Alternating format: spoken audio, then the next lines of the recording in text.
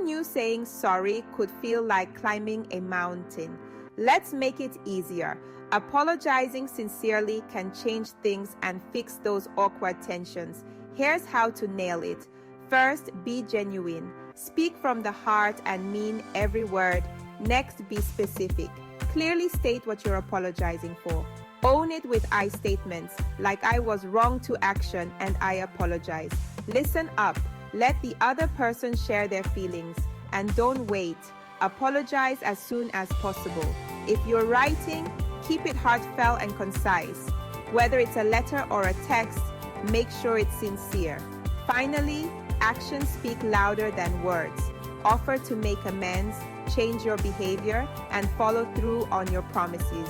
Remember, a good apology isn't just about fixing things now. It's about building trust for the future. Happy apologizing.